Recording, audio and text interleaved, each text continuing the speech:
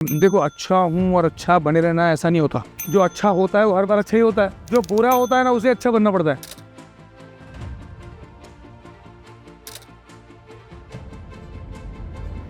आपने बोला था ना कि लोग ना जो फिल्म कर लेते हैं वो वापस टेलीविजन में क्यों लौट के नहीं आना चाहते?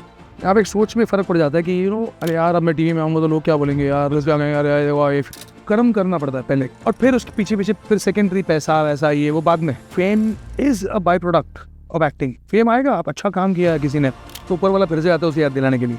हर एक का रियलिटी चेक यहाँ पर होता है और ऊपर बैठा हुआ है। अपने लाइफ में ना हैप्पीनेस को ढूंढना चाहिए, but are the people happy? See, it's just all here. I can be stressed right now here talking to you, or I can be very happy talking to you. It just depends on me यार। Young बच्चे आते हैं ना, वो कुछ समय काम करते हैं और फिर बिल्कुल ही गायब हो जाता है। लेकिन जो एक्चुअल रियल पैशनेट होते हैं एक्टिंग को लेकर, जो मुझे एक्टिंग करनी है, पैसा वैसा आता रहेगा नहीं है कुछ नहीं, मुझे काम करना है, मुझे इसी में काम करना है, वो यही करना है जिंदगी भर, और लेजेंड बन जाता है लास्ट में। अच्छा, 31 ईयर्स के जो टाइम ड्यूरेशन है आपका, इसे सिनेमा को या टीवी को, इसने आपको क्या दिया, मतलब क्या सिखाया ऐसा जो मतलब और कोई जगह नहीं सिखा सकती थी? I thank God for this and thank my parents for this and my wife also। कभी मुझे वो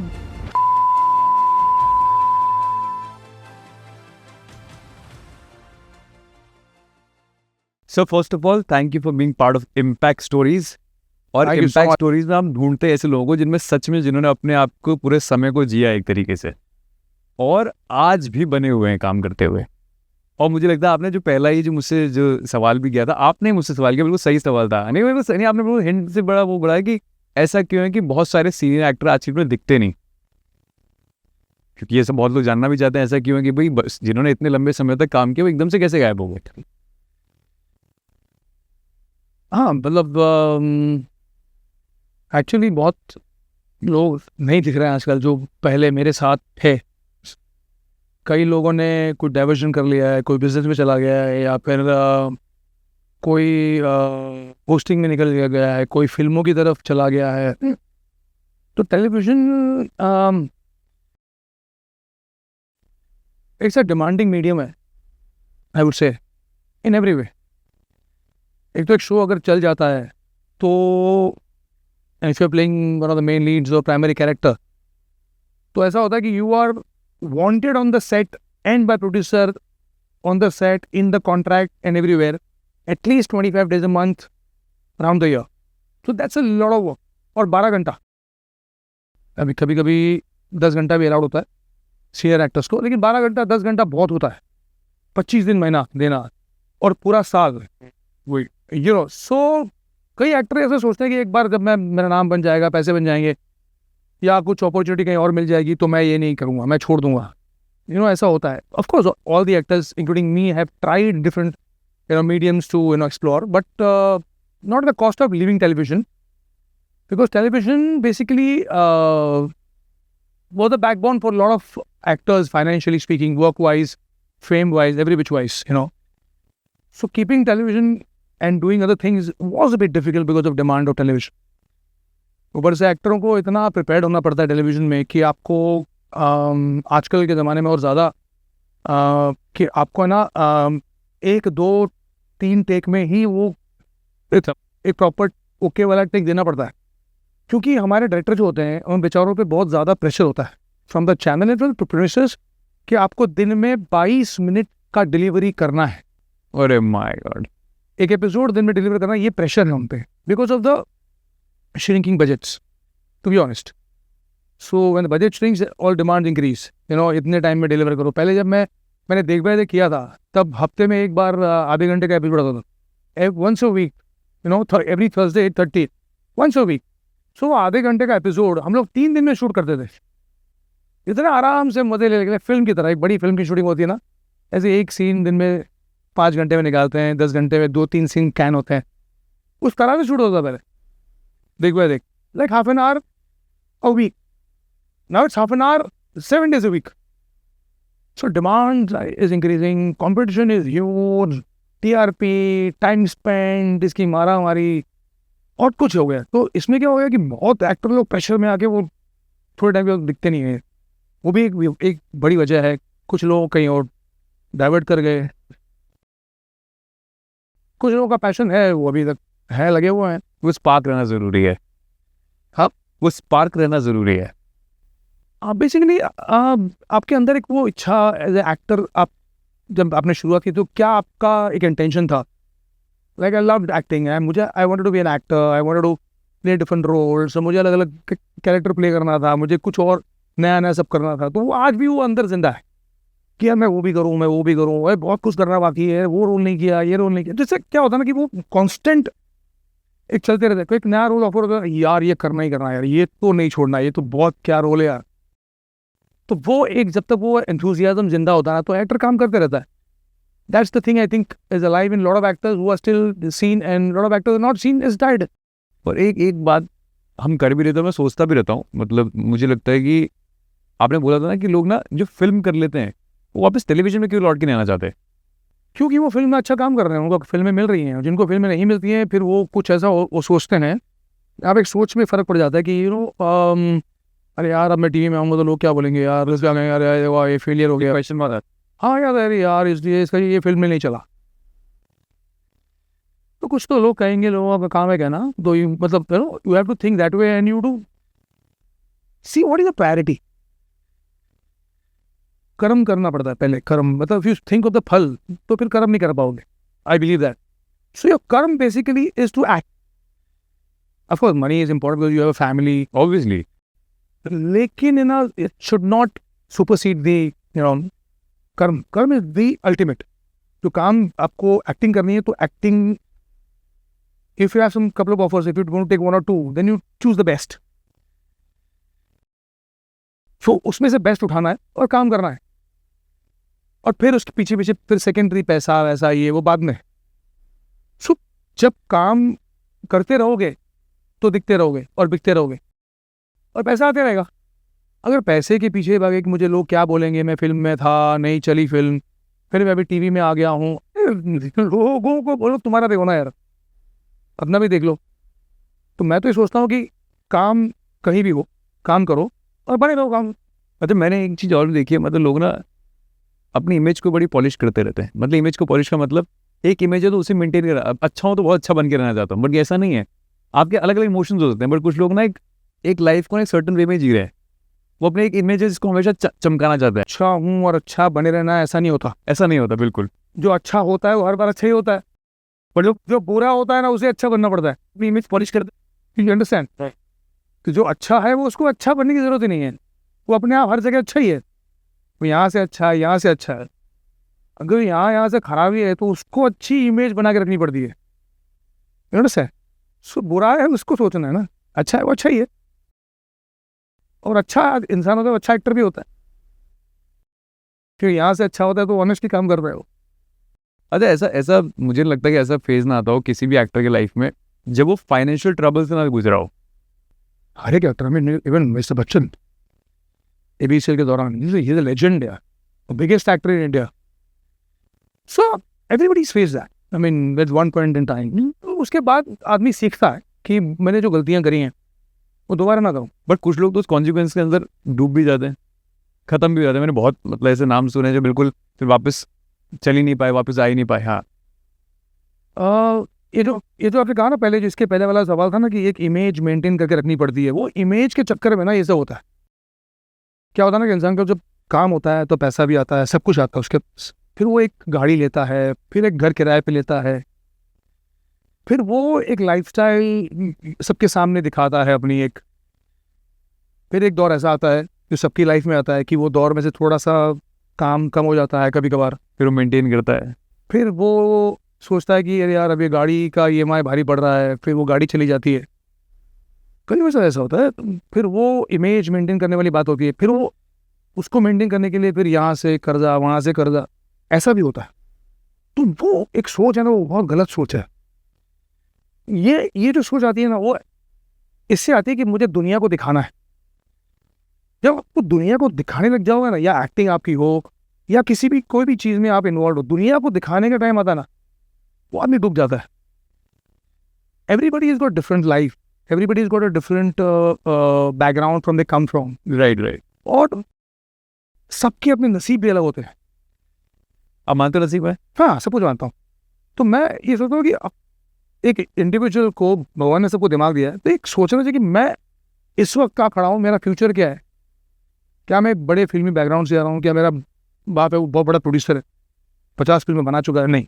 अगर नहीं है तो मुझे इस पिक्चर के बाद कोई बैकिंग नहीं है। अगर है तो मेरे चाचा भतीजा ये वो सब हैं जो 2-4 पिक्चर बना लेंगे मेरे लिए, तो थोड़ा ठीक ठाक माहौल है, तो तुम जो करना है करो। तो उनके पास ऑलरेडी सब कुछ है। तो जिसके पास नहीं है ना, उसको लगता है कि मैं ले लूँगा तो मुझे और काम मिलेगा, मैं गाड़ी ले लूँगा। ये जो सोच है ना, वो सोच में आदमी घूमते रहता है और उसी में मर जाता है। मतलब मैं ये बात को बिल्कुल मतलब सपोर्ट भी करूँ, ये बात कहूँगा भी कि आपने तो अपनी लाइफ का बहुत पीक देखा है। हाँ, मतलब हमने आपको देखा है उस टेलीविजन शो पे जो one of the top television shows थे। हाँ, क्योंकि तो मेरा ये कहना है कि ऐसा नहीं हो सकता कि आपके माइंड में कभी हाई ना आए हो। सबके माइंड, जैसे आप बोलते हैं, हम अपने हर लाइफ के पड़ाव में चेंज होते रहते हैं। जैसे स्पिरिचुअल अवेकनिंग आती है, आप अपनी भगवान से भी जुड़ते हैं, आज समझ भी आता है। जैसे आपने जो बात बोली कि वक्त के साथ आप सीखते हो कि यार कि आप अपनी पॉलिश पे काम मत करो, अपनी इमेज पे काम पॉलिश मत करते रहो। ऐसा नहीं हो, आपके लाइफ में तो हाई आया होगा जिसे आपने टाइम के साथ तोड़ा होगा कि नहीं, ये मैं नहीं हूँ, इसको मुझे जाने देना है, इस ईगो को मुझे जाने देना है। देखो ऐसा है ना कि सब जर्नी पे ही सीखता है आदमी, मेरा मानना है, सब अपनी जर्नी में ही सीखता है। ये जो हाई मिला ना मुझे टेलीविजन में, ओवरनाइट नहीं मिला। सी फर्क है इसमें। जिसको रातों रात मिल जाता है ना, तो शायद वो संभाल नहीं पाता। कि यार मैं अभी इंडस्ट्री में आया, अभी मेरी पिक्चर सुपर, मेरी सीरियल सुपर, मैं रातों रात सुपर था, मैं जा रहा हूँ रास्ते में 100 लोग आगे मेरे ऑर्डर प्ले हुए और इतने ऑफर आ रहे पैसे, वो रातों रात ऐसा से होता है, दिमाग खराब हो जाता है। मैं 1993 में आया इंडस्ट्री में, मैं just pass out by school. मैं तब से टीवी में हूँ और देख भाई देख, I was the main lead, I was one of the good characters, और मुझे सक्सेस मिला। और उस वक्त सोशल मीडिया इतना था ही नहीं, टीवी तो मतलब वो था हाँ, टीवी वाज ह्यूज, राइट। तो वो after 6, 7, 8 years of my being an actor on television, trying to survive in that young age in television, because that's what I wanted to do in life. तो उसके बाद जाके जब मुझे लगा कि यार कुछ नहीं हो रहा लाइफ में, खत्म है लाइफ यार, क्या मतलब ये कितनी देर तक टीवी में स्ट्रगल करेंगे यार, उससे अच्छा I am a chemical engineer, मेरा कुछ आगे पढ़ के चले जाएंगे अब्रॉड यार, क्या फ़र्क पड़ता है। फिर ऐसा सोच रहा था तो ऊपर वाले ने, क्योंकि सांस भी कभी बहुत ही दे दी, बोला यार ये क्या है यार, औरतें दिख रही हैं इसमें, मेरा क्या हुआ यार। तो फिर मैंने बोला चल एक लास्ट ट्राई मार लेता हूँ, अगर यहाँ इसमें कुछ नहीं हुआ तो फिर चले जाएंगे जहाँ पे मेरे मॉम डैड बोलेंगे वैसे। लेकिन ये लास्ट ट्राई जो मारेंगे ना बॉस, मैंने अपने आप को बोला कि 100 मारेंगे पूरी शिद्दत से, पूरी ऑनेस्टी से, दम लगा के। ये मैंने जब सोचा और मैंने पैसे के बारे में कुछ बात नहीं की, बोला पैसा हटाओ, एक बार जो दम लगाना है ना, तो कर्मण्येवाधिकारस्ते मा फलेषु, पूरा वो श्लोक गीता का डायलॉग दिमाग में रख के काम किया मैंने, दिन रात काम किया। क्योंकि जब सीरियल टेलीकास्ट हुआ ऑन जुलाई 3 को 2000 में, उसके 3 महीने पहले से हमारी शूटिंग शुरू हो गई थी। तो एपिसोड्स हमारे 50-60 देने थे चैनल को, तो कंप्लीट नहीं हुए, तो हम लोग दिन रात शूटिंग करते थे, मैं, स्मृति, बाकी सारा का सब कुछ। तो दम लगाया, कभी ना नहीं कहा कि 15 घंटा काम कर रहा है कोई, तो नहीं भाई 12 घंटे का कॉन्ट्रैक्ट है, 15, 16, 17 घंटा तब काम किया टू अचीव द टारगेट्स। तो वैसे काम किया ना, तो फिर वो काम देखो, काम मतलब क्या हो गया उसके बाद। तो वो मैंने एक सॉलिड दम लगाया था। तो ऐसा जब कोई करता है तो फिर उसके बाद तो मेरा फिर जर्नी शुरू हो गई।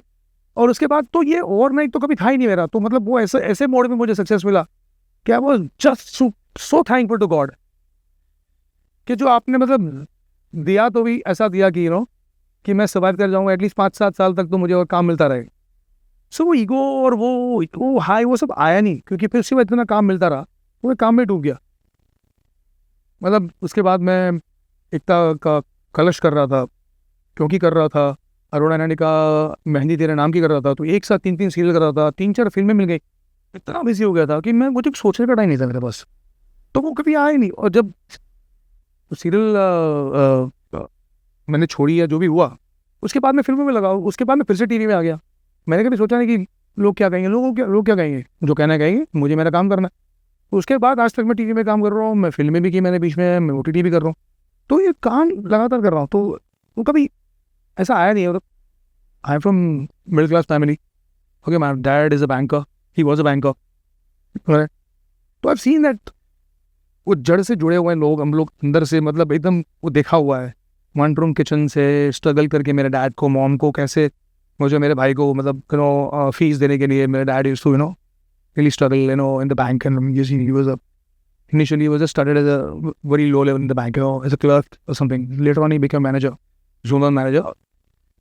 लेकिन वो देखिए स्ट्रगल बचपन से मैंने, तो we value you know success. ऐसा नहीं कि आ गया तो और दिमाग में नहीं.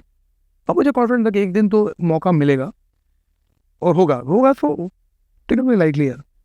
मतलब ऐसा जैसे अभी थोड़ी देर पहले हम पॉडकास्ट पे किसी और के साथ ही बात कर रहे थे, कभी क्या बोलते हैं कि हार्डवर्क तो ठीक है, हार्डवर्क तो यार करते रहते हैं, बट जो ईश्वर आपकी ज़िंदगी में जो प्लेइंग करता है ना, उससे बेहतर प्ले कुछ नहीं होता. जो आपकी लाइफ में आपको टाइम शेप करता है. कभी आपकी लाइफ, जैसे आपने बोला मैं क्विट करने वाला था पूरी तरीके से, हाँ, बट एकदम लौट, तो उन्होंने बोला जो गॉड की प्लेइंग है ना, उससे ऊपर कुछ नहीं है आपकी लाइफ के साथ. तो ये तो है, आई बिलीव दिस. क्योंकि यू नो हर इंसान में कुछ लिख के आया हुआ है अपना कि ये इस रास्ते पे जाना है, और रास्ते में बहुत सारे स्पीड ब्रेकर्स आते हैं, टर्न्स आते हैं, यू नो ट्रैफिक जैम होता है कभी कभार. So you don't turn back and go. तो God doesn't allow you to do that. I believe कि आपका सबका एक डेस्टिनी, एक पाथ क्रिएट किया हुआ है. कोई रात को आके कल आके परसों सुपरस्टार बन गया, किसी को 5 साल लग गए, किसी को 10 साल लग गए.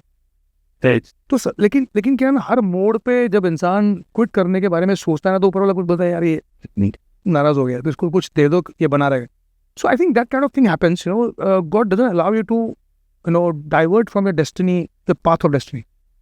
आई थिंक तो जो करने आए हो वो भगवान करवा के रहेगा. वैसे आपकी बातों से लगता है ईश्वर में बड़ा जुड़ाव है आपका. और ये कैसे होता है, मतलब कुछ लोग तो आज के डेट में बोलते हैं हम स्पिरिचुअली बड़े जुड़ गए हैं, बट आपके अंदर क्या रिसेंटली ऐसा है, ये चेंज विद टाइम आया है या फिर पहले से ऐसा है? पहले से बचपन से मॉम डैड दादाजी दादी जी सब लोग पूजा पाठ में, तो मतलब आधा घंटा सब लोग बैठते हैं मंदिर में, घर में, यू नो. हर त्यौहार पे पूजा पाठ होता है, हवन होते हैं. हमारे घर पे रिचुअल्स है, ये बचपन से देखा हुआ है. So I am following that. और मुझे ऐसा लग रहा है कि you know I can talk to God. मतलब मैं अपनी बातें बताता हूँ मैं, और कभी कभार ऐसा हुआ भी, I don't know, just question कि मैं बताऊँ यार मुझे ऐसा सीरियल चाहिए, ऐसा रोल चाहिए यार, कुछ करो यार. तो 1-2 महीने में वो आ जाता है मेरे पास, यार ये क्या हुआ, ये मांगा था. कई बार ऐसा हुआ है, हर बार नहीं हुआ है, कई बार हुआ है कि वो पर्टिकुलर वो चीज़ें आई मेरे पास. तो ऐसा नहीं मैं मांगने के लिए करता हूँ, लेकिन अब किससे बात करोगे, बट ऐसा फ्रेंड क्या मजाक कर रहा बट है. ऐसे कौन सा इंसिडेंस है जहाँ पे आपने कुछ मांगा और वो मिला है आपको? जैसे मैंने पहले बता दिया, मैं छोड़ रहा था, मैंने एक लास्ट चांस दूंगा यार, मतलब कुछ दे दो ऐसा कि मैं सर्वाइव कर जाऊँ. वो एक बार था, मुझे फिल्में करनी, मैंने फिल्में की, लेकिन वो फिर फिल्म के लिए फिर ये टेलीविजन का मेरा जो हुआ वो फिर I don't know that was my doing. फिर से मैंने अच्छी सीरियल्स की top notch shows have done. देश में निकला हुआ चांद मेरा था, डबल रोल था वो, नंबर 1 शो. ऐसे बहुत सारे शो के, तो मैंने डबल रोल मांगा था. उसके पहले जब मैं फिल्म के बाद टीवी में फिर से अरुणा ने मुझे फ़ोन किया, अमर तू यार मेरा एक शो कर ले, तू क्यों फिल्में कर रहा है, मेरी सील का मेरे पास, मुझे वो लड़का नहीं मिल रहा तो डबल रोल कर पाएगा. तो नहीं मैम प्लीज. फिर in 1 week I was in front of her and I said yes, I'm doing it. So that was a very good show that, and thank God I said yes to her. So ऐसे बहुत सारे role जो मैंने मांगे हैं मेरे पास आए हुए हैं, ऐसा कुछ नहीं कि वो. सो अच्छा एक इसमें चलो, ये तो आपकी एक्सपीरियंस की बात होगी. आजकल ऐसा भी हो रहा है कि यंग बच्चे आते हैं ना, वो कुछ समय काम करते हैं और फिर बिल्कुल ही गायब हो जाता है. उसके पीछे क्या रीज़न हो, क्या माइंडसेट से आते हैं, आई हैव नो आइडिया. मतलब ऐसे आसपास आपके भी एग्जाम्पल होंगे ऐसे, आपने भी देखे होंगे ऐसे बहुत सारे. मतलब मुझे 31 ईयर्स हो गए इंडस्ट्री में, ऐसे बहुत लड़के आए और कहाँ गए पता नहीं चला. वो अंदर से वो एक्टिंग के लिए वो जो होना चाहिए ना, एक जुनून होना चाहिए. मुझे एक्टिंग करनी, चाहे वो एक सीन हो. राजपाल यादव देखो कितने जबरदस्त एक्ट. मतलब वो फ्रेम में अगर राजपाल आ जाए तो आपकी नज़र कहीं और जाएगी नहीं. He is such a good, he is to one scene, and you just stand out in one scene. What an actor, what a phenomenal actor. You know? So I think for an actor, जो अगर passionate है solid, उसको एक scene मिल जाए ना, तो stand out. कुछ लड़के ऐसे भी आते हैं जो यार एक शो मिल जाए तो मैं गाड़ी ले लूँ, मैं फिर अपने घर वालों को दिखा दूँ, मेरे फ्रेंड्स को दिखा दूँ, देखो मैं भी कितना हैंडसम हूँ, मैं भी कितना अच्छा काम करता हूँ, मैं क्या दिखता हूँ, मैं अपने दम पे कुछ कर सकता. भाई क्या सोच होती है इन लोगों की, तो आगे चले जाते हैं. लेकिन जो एक्चुअल रियल पैशनेट होते हैं एक्टिंग को लेकर, जो मुझे एक्टिंग करनी है, पैसा वैसा आता रहेगा नहीं है, कुछ नहीं, मुझे काम करना है, मुझे इसी में काम करना है, वो यही करना है ज़िंदगी भर, यही जीना है, यही मरना है. अब कोई ऐसा अगर बोलता है और वो माइंडसेट से आता है तो वो कहीं नहीं जाता, वो यही रहता है और लेजेंड बन जाता है लास्ट में. You understand? With that kind of passion, if somebody comes in the industry, he survives and he catches goals. अब फिर भी खड़े हो जाओ, एक जोरदार एक्टर होगा तो वो एक सीन में शाइन कर जाएगा. लुक्स तो वो सब तो बाद में आता है, पहले your talent comes in. Irfan Khan, what an actor, but not that great looking, average looking guy, tall, but what an actor, what an actor. See, your passion, your talent is what is counted here. So ऐसे लोग तो फिर जो लोग चले गए हैं तो उनको सोचना चाहिए कि उन्होंने वो क्या सोच के आए थे, उन्होंने कैसे अपना पाथ, करियर पाथ सेट किया और क्या मिस्टेक्स की, क्या गलतियां की. और वो गलतियां अगर नहीं आना है तो अलग बात है, सोचेंगे भी नहीं, वो इंडस्ट्री को कोसते रहेंगे. जिनको आना है फिर से तो वो सोचेंगे सही तरीके से कि मैंने गलतियां की वो दोबारा ना करूँ. बिल्कुल. मुझे मतलब शायद होता है, मैं गलत भी होता हूँ, मुझे इसमें एडअप करता हूँ. मुझे ऐसा लगता है कि कभी कभार ऐसा होता है कि ईश्वर भी किसी को बहुत देता है, किसी एक्टर को बहुत देता है और वो एस्टेब्लिश हो जाता है, बट वो बंदा उस स्टेज पे आके भूल जाता है कि दोबारा डाउनफॉल भी आ सकता है. यही एक मेजर रीजन होता है कि एकदम से लाइफ में जब उसे डाउनफॉल आता है तो अपनी मेंटल बैरियर को ना, ये मेंटल प्रेशर को कभी संभाल नहीं पाता. मैंने ऐसे, शायद मेरे पास एग्जाम्पल है इसलिए मेरे नाम नहीं लेते, पर मुझे क्या मैं ऐसा इस जगह पे सही बात कर पा रहा हूँ कि मुझे लगता है कुछ एक्टर ऐसे जिनको बहुत फेम दे दिया, ईश्वर ने हाथ भी रखा उनके ऊपर, बहुत फेम भी है उनके पास, बट वो ये भूल गए कि बुरा वक्त दोबारा भी आ सकता है. बुरा वो समय वापस वो समय आता है जिस समय आपका काम ना हो, वो उसके लिए प्रिपेयर नहीं थे. लाइफ अच्छा बुरा वक्त आएगा, बट जब पीक पे होता है आदमी कभी कभी चीज भूल जाता है कि अब तो मेरे पास इतना काम है कि आएगा ही नहीं.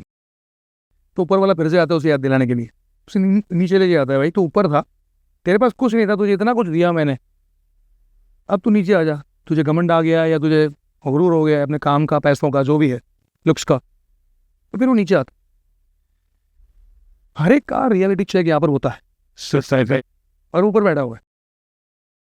सो इफ यू ट्रेड, सी ये इंडस्ट्री ऐसी है कि आपको fame is a by product of acting. Fame आएगा, आप अच्छा काम किया है किसी ने तो वो आने वाला ही है ना. अगर कोई कॉर्पोरेट हाउस में काम कर रहा है, वो टीवी के सामने कभी नहीं आया, कोई पानीपुरी बेच रहा है, कोई कुछ कर रहा है, दुकान चला रहा है, कोई कॉर्पोरेट में है, कोई बड़ा बैंकर है, कोई कुछ भी, अगर एक्टिंग को या इस इंडस्ट्री को उसी तरह से आप देखोगे कि काम है कि मैं एक्टर हूँ, ये प्रोड्यूसर, ये डायरेक्टर, अपना अपना काम सब कर रहे हैं, स्पॉट बॉय है, ये वो है वो, तो read your work as an actor. हाँ, fame is a byproduct, money is a byproduct, कि वो आने वाला ही है क्योंकि you are in front of the cricketer. हमारे बड़े सुपरस्टार्स हैं, विराट कोहली, सब कितने बड़े हैं, सो उनको भी, उनके पास भी फेम तो है ना, बहुत फेम है, बहुत ज़्यादा डाउन टू अर्थ है वो लोग, है ना. तो फेम से दिमाग खराब कर लेना और पैसों से, तो ये एक गलत है. उसके लिए भगवान बैठा हुआ है कि भाई यार हाँ मेरे को मारा है, अब देख ले, आई अकल ठिकाने पर, तो फिर से उसको मौका मिलता है. अकल ठिकाने आ गई तो मौका मिलता है, अकल ठिकाने नहीं आई तो वहीं पड़ा रहता है. You understand what I am saying? जब तक क्या ऊपर वाले का काम ही है कि इंसान को एक सही रास्ते पर लेके जाना है.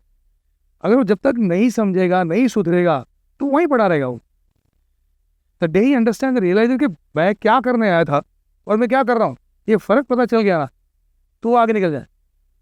कभी कभी ऐसा हुआ कि आपने जब पीक टाइम जिया तो आपने लोगों को मिसट्रीट किया, कभी तो अपने जूनियर्स को बड़ा मिसट्रीट करते हैं. जैसे मैंने पहले कहा ना कि मैं कभी ओवरनाइट मुझे मिला ही नहीं, फिर भी लोगों के अंदर कभी कभार आ जाता है ऐसा. कभी मुझे कभी ऐसा मुझे लगा ही नहीं, मैं कभी ऐसा सोचता भी नहीं किसी के बारे में. मैं बोलूँ अगर मेरे जो सेट पे जो लोग काम कर रहे हैं, चाहे मेरा जूनियर एक्टर, नया एक्टर ना हो या कोई भी हो, अगर स्पॉट बॉय हो, ये लोग नहीं होंगे तो ये बनेगी नहीं पिक्चर. हमसे ज़्यादा इंपॉर्टेंट वो लोग हैं. मानते हैं इस बिलीफ सिस्टम? ऑफ कोर्स 100%, मैंने देखा भी है.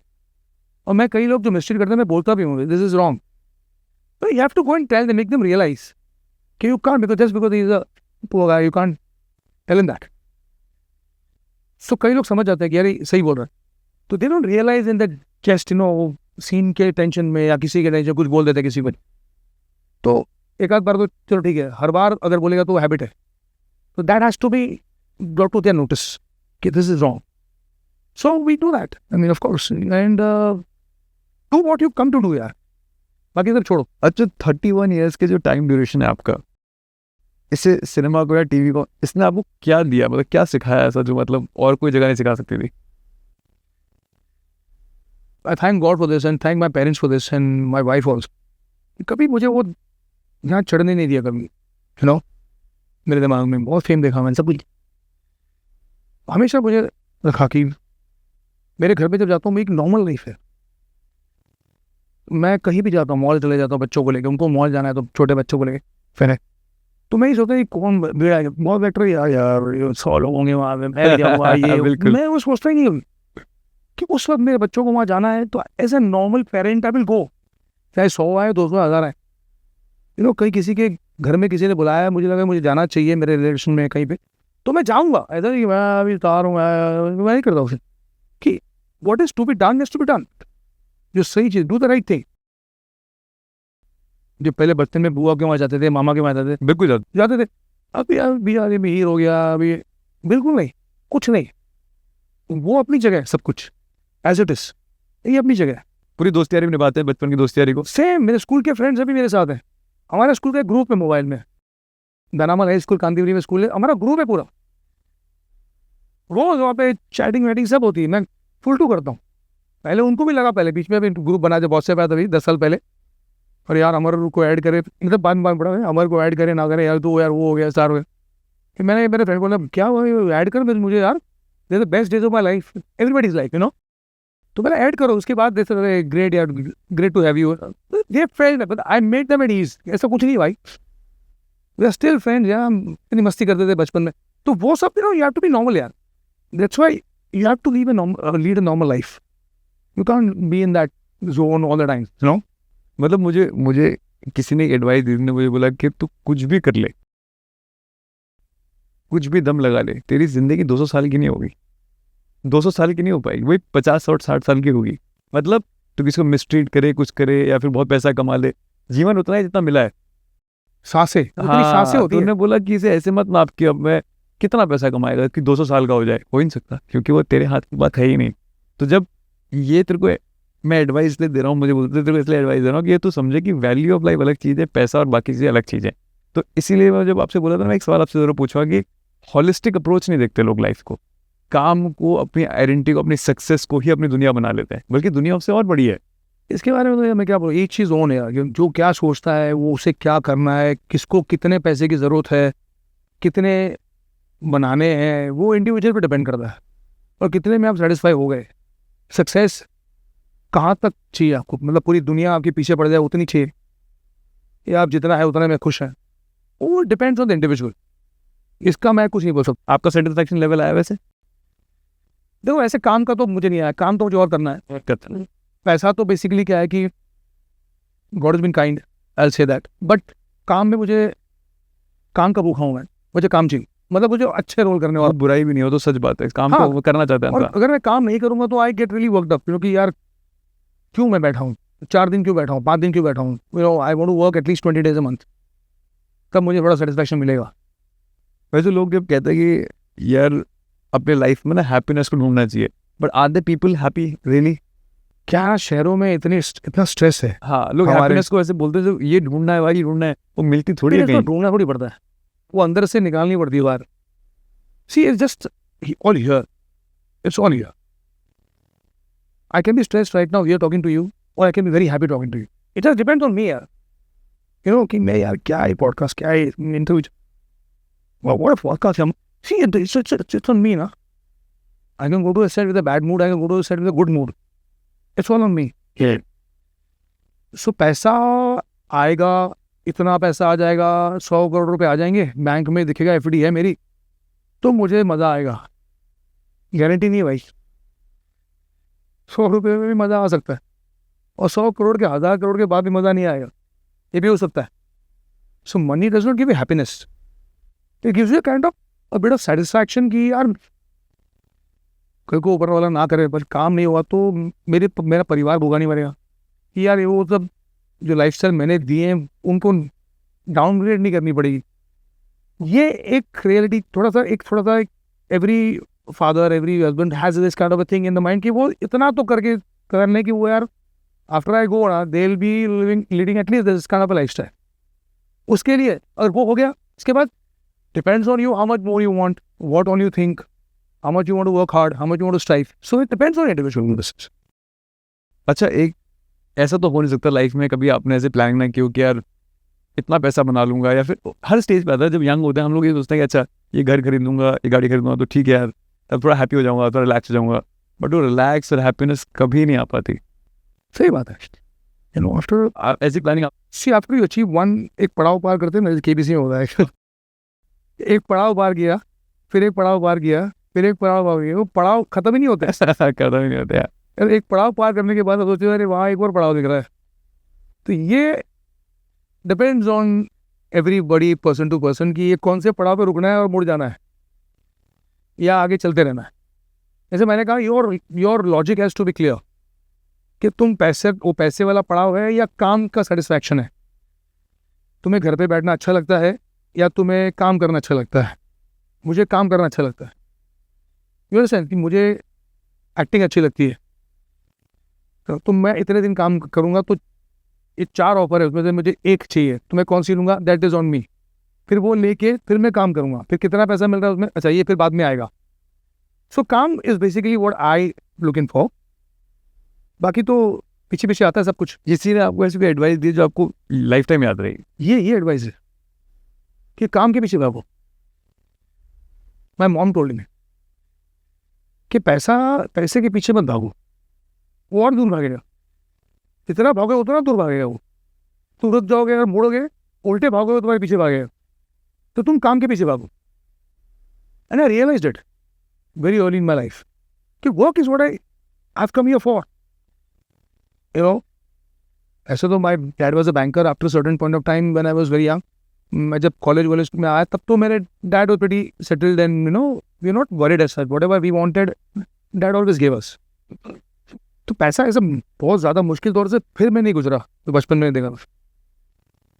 तो काम इज़ व्हाट वी टॉट कि काम पे ज़्यादा फोकस करना चाहिए। तो that is what my mom told me and I gonna tell my kids also कि काम सबसे ऊपर होना चाहिए, और उस काम को बड़ी शिद्दत से करने के लिए you have to be skilled for that.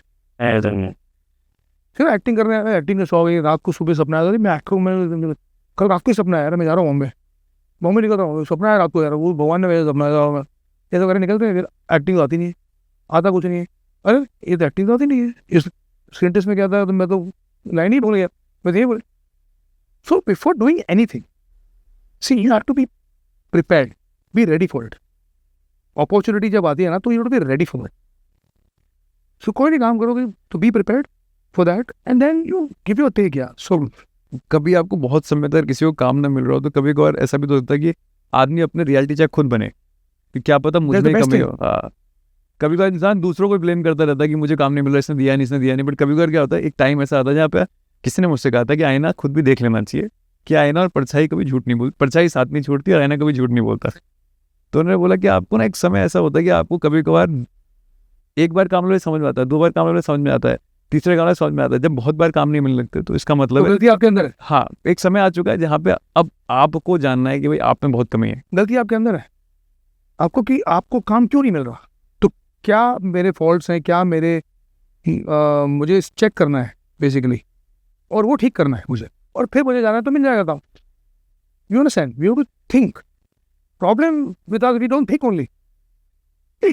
सोचना बंद कर दिया हम लोगों ने शहरों में रहकर ना, इतने स्ट्रेस के अंदर ना, इतने प्रेशर में कि यार मेरा वो दोस्त है, उसने BM ले ली, उसने वो घर ले लिया, मेरे पास मैं भाड़े पे रहता हूँ, वाला ये रिक्शा में घूम रहा हूँ, ये स्ट्रेस। अरे हाँ ठीक है यार, प्रॉब्लम पे फोकस कर, उसको सॉल्व कर, तेरा भी आ जाएगा। अब तो उसको देख के सोचता रहेगा तेरा कभी नहीं आएगा। तो basically you have to address the problem there. Well, a lot of people can't. They don't think only, वो जल के मर जाते हैं, सोच ही नहीं पाते। इतनी बिजी लाइफ है शहरों की, बॉम्बे की, दिल्ली की, इतनी बिजी लाइफ है ना, तो अपने बारे में सोच नहीं पा रहे, दूसरों के बारे में सोचते रहते हैं। एक बार ना मेरे एक फ्रेंड है, उन्होंने मुझे ऐसी बात बता रहे थे, ही is a good businessman, big time businessman.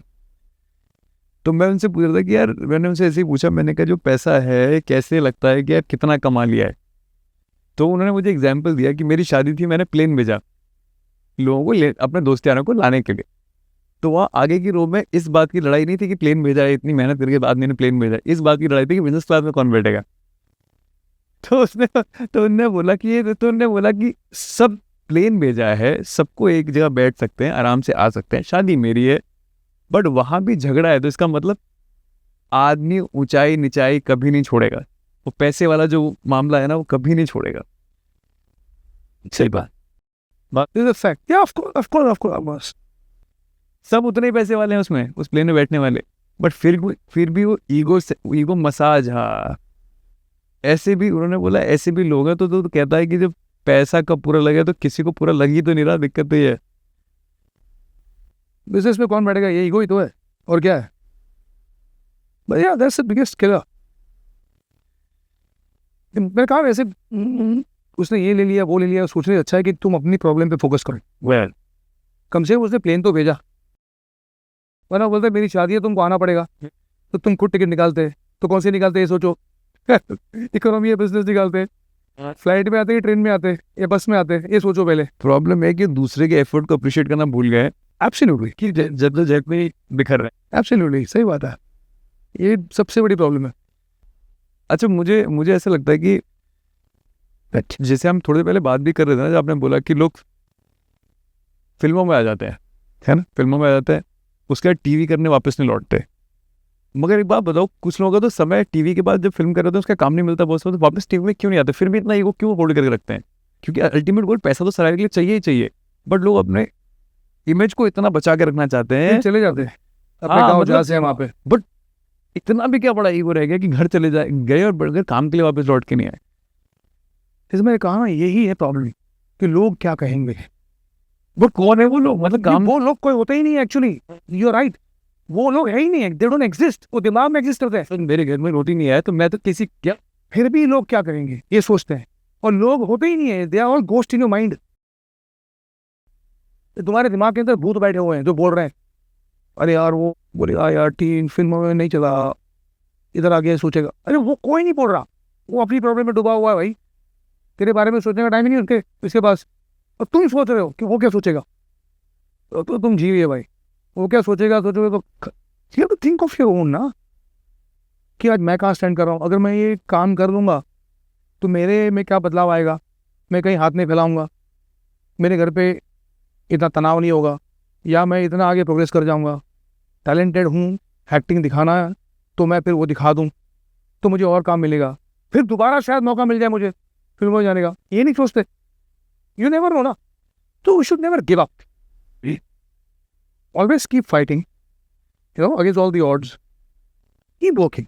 अब कहाँ भी हो, टीवी में हो, फिल्म में हो, कॉर्पोरेट बिजनेस में हो, कहीं नौकरी कर रहे हो, प्रॉब्लम कहाँ पे नहीं है। लोग तो हर जगह बातें करते हैं ना यार, लोग कहाँ बातें नहीं करते, तो लोगों का काम ही है।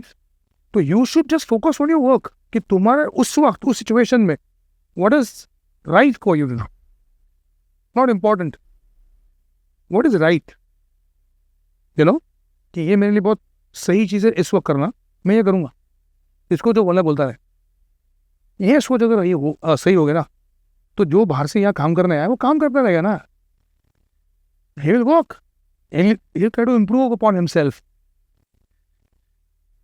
and he'll progress one day.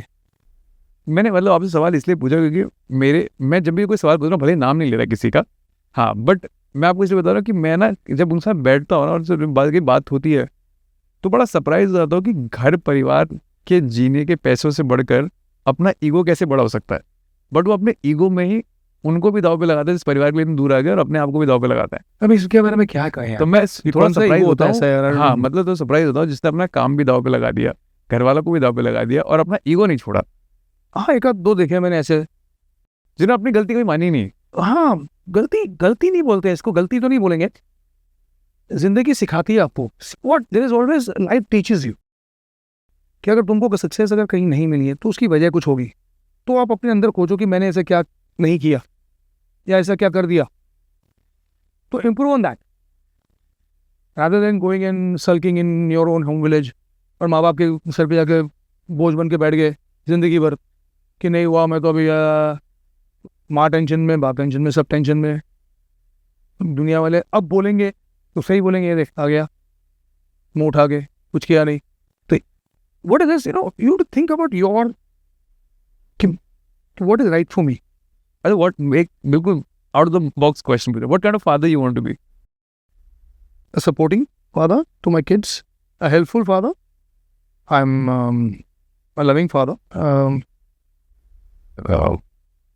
A guiding light for them कि wherever कि कौन से रास्ते पे जा रहे हैं, कैसे कर रहे हैं, क्या कर रहे हैं, और जो कर रहे हैं उसमें गलतियाँ करें तो मैं रोकूं नहीं, लेकिन उससे कुछ सीख रहे कि नहीं. तो गलतियाँ करेंगे तब सीखेंगे. अगर मैं सिखाता रहूँगा कि ये मत करना, वो मत करना, ऐसे मैं हर मोड़ पे बचाता रहूँगा तो कभी सीखेंगे नहीं. लेकिन मैं देखता रहता हूँ तो कम्प्लीटली कि हाँ चलो मैं उसने ये किया, गलत हो गया, सीखा. So I always tell them make mistakes, you have to make mistakes. एक नहीं 10 गलतियाँ करो, पर सीखो. तो सेम गलती दोबारा मत करो. अब मेक श्योर करते हुए नहीं, मैं बोलता हूँ, मैं अभी बड़े हो गए तो मैं पीछे तो नहीं दौड़ता हूँ कि कहाँ जा रहे हैं, क्या कर रहे हैं. And they talk to me, that's when I catch कि ये कुछ किया ऐसा. फिर पूछता हूँ क्या सीखा इससे तूने. ये सवाल मैंने आप ये सवाल इसलिए पूछा था क्योंकि मुझे लगता है कि अब वो नया ट्रेंड है, जेनजीज का ट्रेंड आया ना कि डायरेक्शनलेस, बड़ी पीछे की जनरेशन जितनी आ रही है सब बड़ी डायरेक्शनलेस जनरेशन आ रही है. But I am very lucky, my kids are very hard working. बहुत मेहनत करते हैं, अच्छा, बहुत. मैंने एक ही सिखाया, हार्ड वर्क. मतलब पेरेंटिंग बहुत बड़ा रोल प्ले करती है. बहुत बड़ा रोल. पेरेंटिंग ही सब कुछ है. तो इतने बड़े बड़े वो जो कांड कर गए थे उनके पेरेंट्स ने अच्छा सिखा दिया होता तो शायद इतने लोगों की जान नहीं लेते. कि सब कुछ घर से शुरू होता है ना. दे आर रूट्स, नो, ये पेरेंट्स, योर ग्रैंड पेरेंट्स, या रूट्स. तो सब कुछ वही. फिर जब आप बाहर निकलते हो तो आपके टीचर्स, आपके फ्रेंड सर्कल कौन सा है, क्या है, फिर इन्फ्लुएंशियल बहुत होते. तो basically it starts from the house. So parenting I think is very important up to a point. उसके बाद तुम्हारा ये पूरी दुनिया आपकी टीचर है. बिल्कुल.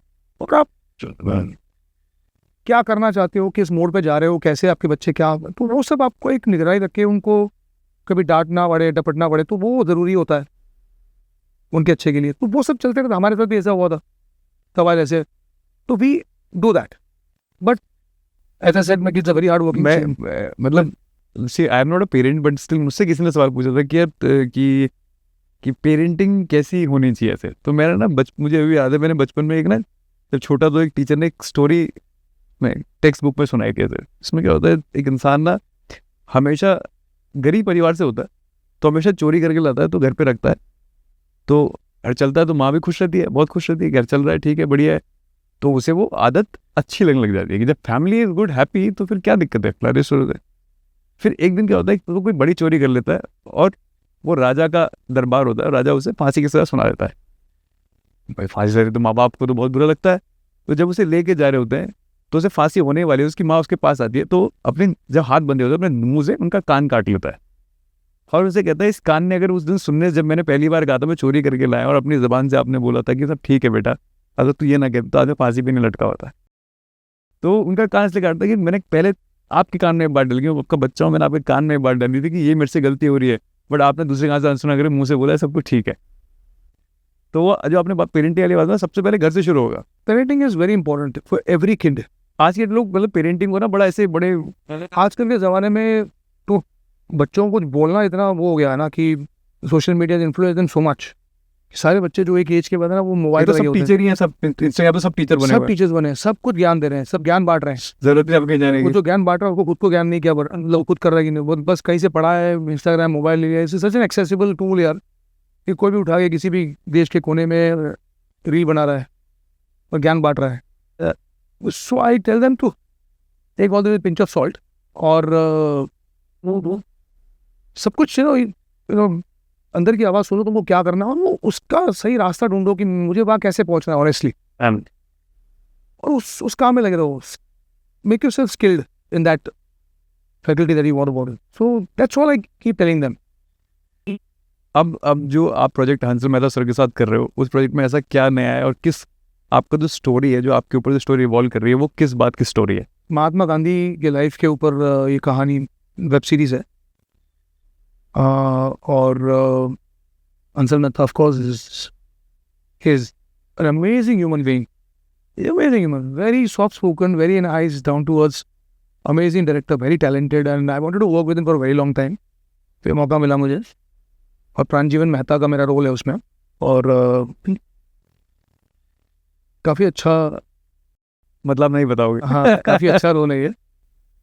ज़्यादा नहीं बता पाऊंगा अभी, फिलहाल मुझे भी वो लिबर्टी नहीं दी हम एक्टरों को कि कुछ बताऊं मैं, इतना बता दिया वो भी मुझे पता नहीं, फ़ोन आ जाएगा कितना बता दिया, लेकिन it was a bucket list stick to work with Anshul Mehta. तो अच्छा एक ये, अब मैं क्लोजिंग की तरफ भी जा रहा हूँ, बट मैं हमेशा आपकी टेक को जानता जा रहा हूँ। मतलब आगे क्या ऐसा है, मतलब कि आप फुल स्टॉप बनने वाले हो कि आपकी वो डैश डैश वाली कहानी चलती रहेगी? एक होता है आदमी सोचता है काम करते करते रुक जाएगा, बट आपका वो पॉइंट पॉइंट वगैरह की कहानी बढ़ती जाती है ना, तो उस कहानी में क्या क्या ऐड करने वाले हो आप? मोर वर्क यार, मोर वर्क। वर्क मतलब एज एन एक्टर या कुछ और तरीके से आना चाहते हो आप, प्रोड्यूसर कुछ और तरीके से? प्रोडक्शन डेफिनेटली वेरी, मतलब वेरी सून इन पाइपलाइन। क्योंकि मैंने बहुत लोग एक्टर्स को देखा है जो वापस से बिहाइंड द लेंस जाना चाहते हैं एक बार वापस सिनेमा को जीने के लिए। हाँ, मैं as a producer I am working on something, 2 कहानियाँ हैं जिस पे काम चल रहा है। अच्छा। और hopefully this year one of the film will get launched. It's not a Hindi language to begin with, it's in the mother tongue, Gujarati में पहली पिक्चर, क्योंकि वो कहानी मेरे पास उसी फॉर्म में आई थी मेरे पास अभी, रॉय रखा तो मैंने उसको वैसे ही रखा। तो it could be made into Hindi film, but मैंने वो कुछ नहीं वैसी कोशिश की। तो मुझे लगा कि इसको गुजराती में ही, इसे हॉरर कॉमेडी एक ऐसा जॉनर है जो सबको पसंद आता है, तो वो एक कहानी मेरे पास पिछले 4-5 महीने से पड़ी, उस पर काम ही चल रहा है अभी। I think by Diwali will lock the complete final draft. अच्छा ओ। तो उसके बाद विल प्लान कि इसको कैसे आगे बढ़ाना है। एक और कहानी है जो एक वेब फिल्म के तौर पर मेरे पास आई हुई है, it's in Hindi, so that is good for web film only, तो उस पर भी काम चल रहा है। बहुत अच्छी कहानी है, मर्डर मिस्ट्री। मतलब आपको लगता है कि मतलब rather than always focusing on the Hindi, regional cinema is also good? मतलब आप जैसे गुजराती का सोच रहे हो तो मुझे लगता है रीजनल सिनेमा को भी ग्रो करना चाहिए आज की डेट में। After talking business, then I'll tell you कि every making has their own budget, एक बजट का दायरा होता है, उस बजट के दायरे में अगर बनता है तो सही बनता है। अच्छा।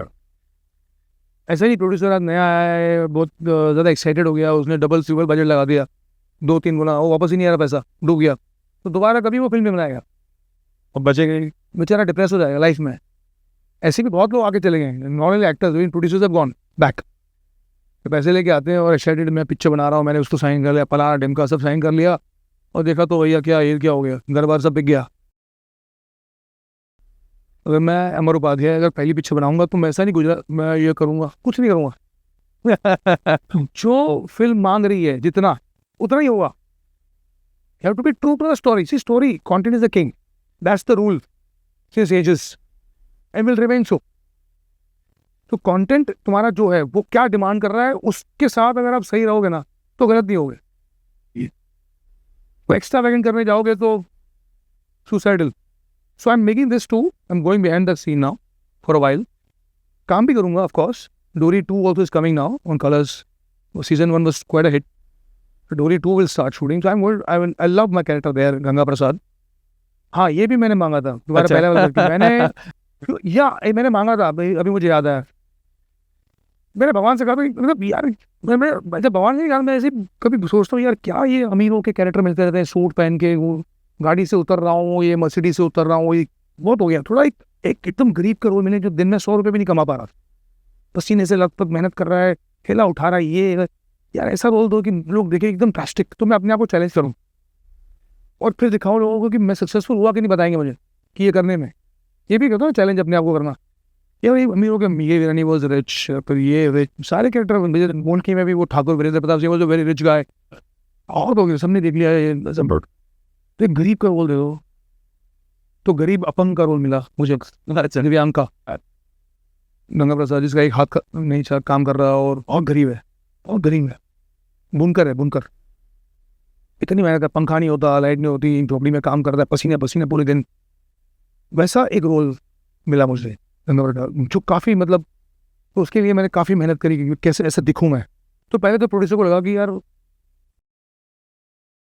इसको कैसे देंगे रोल है, कि मतलब वो कास्टिंग डायरेक्टर को बुलाया, धनंजय को, किसको बुला रहा है तो यार ये plays a rich role, how ये लोग पुअर। तो मैंने जब स्क्रिप्ट पढ़ी ना, मैं जब तो मुझे लगा कि यार इसमें मुझे मेहनत करनी पड़ेगी थोड़ी सी लुक पे मेरे, बाकी नहीं।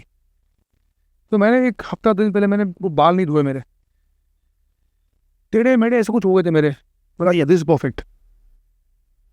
सी गरीबों के पास शैम्पू नहीं होता, 2 रुपये वाला शैम्पू लेने की ताकत नहीं होती है कभी कभार, इतने गरीब होते हैं, तो कहाँ से बाल धोएंगे यार, उनके बाल कैसे होते हैं?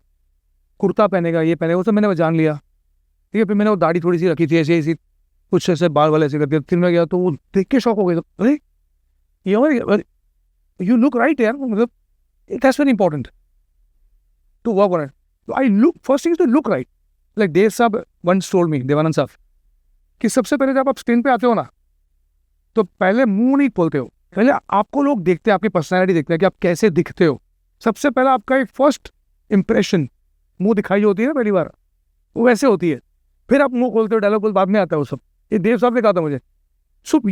सो आई गैदर्ड फ्रॉम देयर कि for an actor to look the character is very important, to look that character correct. अब मैं बोलूँ यार मेरे को स्पाइकी बाल चाहिए, भले वो कोई गंगा प्रसाद गरीब बुनकर होगा यार, थोड़ा मैं भी हमारे पाले में फ्लॉप है वो आइडिया, सुपर फ्लॉप है। Actor is an actor when he looks right like a character, you do work. So when you look right, your 50% job is done. The 50% is your acting, your talent, whatever you think you can do. So I looked right. और मुझे वो role मिला, मैंने मांगा था, मुझे मिला गरीब का रोल, और बहुत मजा आया प्ले करने का, बहुत मजा आया, बहुत मजा। सीजन 2 आ रहा है, and I am then in the cast again. So Okay. So before closing this, I want you to say anything, whatever you want to say to the audience, so you feel like this is the right way, और यार मुझे लगता है ये कह देना चाहिए, बच्चों से हो, बड़ों से हो, अपने लोगों से हो। मैं ये बोलना चाहूँगा, जो बच्चे आते हैं बाहर से, और या यहाँ पर भी जिनको एक्टिंग में ना आना है, तो basically you do have to be skilled for that. Best way to be skilled for that, do stage. सबसे पहले स्टेज पे जाओ, कहीं पर भी मौका मिले तो लोगों के सामने परफॉर्म करो, automatically you learn a lot. First of all you have to be skilled. I tell my son also if you wants to be an actor, मैं सबको बोलता हूँ, मतलब मेरे साथ जो यंग लड़के आते हैं, मैं सबको, पहले तुम स्टेज पे जाओ, लाइनें पढ़ो, सीखो, स्टेज के जो बड़े बड़े दिग्गज हैं उनके पास सीखो, NSD में जाओ या FTI में जाओ, या जो भी आपके शहरों में जहाँ भी जो लैंग्वेज में जो स्टेज वर्क हो रहा है वहाँ जाके सीखो, फिर यहाँ पे आओ, तो आप वापस नहीं जाओगे, अब यहाँ के बन जाओगे। बिल्कुल। और पैसा पैसा पैसा वो अपने आप आएगा। अगर सोच पैसे की तो पैसा नहीं आए, सोच अगर काम करने की, बेहतर काम करने की है, ये सोच रखो, तो आप लंबा चलोगे। तो always run behind work and be skilled, अपने आप को पॉलिश करो। So thank you so much. Thank you for being on Impact Stories. Absolutely. Hope you enjoyed. Lovely speaking to you.